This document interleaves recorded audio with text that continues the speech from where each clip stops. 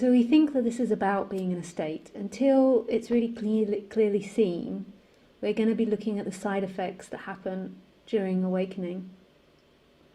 And I was really lucky because of the teachers I exposed myself to. But for some reason, after the awakenings, I didn't believe it was an effect of the awakening. And what I mean by that is my mind didn't believe I would be in a permanent state. So it didn't believe that the awakening was about not experiencing fear or not experiencing sexuality or not experiencing anger.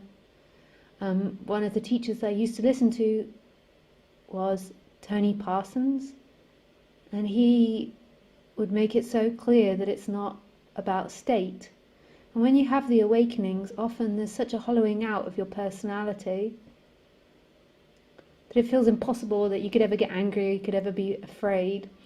And then you build up a structure to try and avoid those feelings. So it's not about not feeling feelings.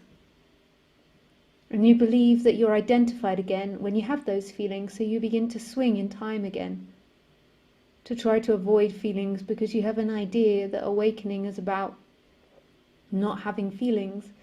Because when you have the awakening, it hollows out so much that you just feel totally empty on one side, empty of anything, and full on the other side. And it kind of can be so strong that it wipes out all feelings in a way. There's just this immense love.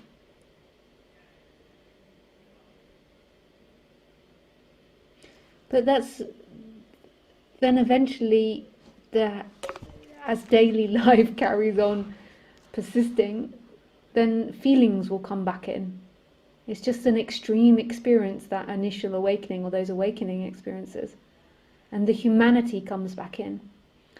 And the person fears that because it associates that with being identified. It associates anger or fear or any of these things with being identified. So it builds up a whole structure to try and avoid it. And it can build up a personality around only feeling positive feelings. And then it will begin to swing again. So it's really clearly seeing that that emptiness, that freedom is in everything. Everything. The ugliness, the beauty, peace and the fear, the right and the wrong, the good and the bad.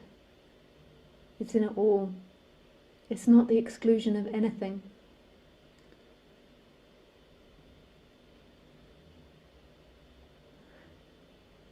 Then what also happens is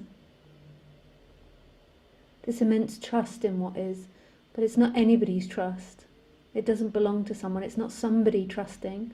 It's just this immense trust and giving.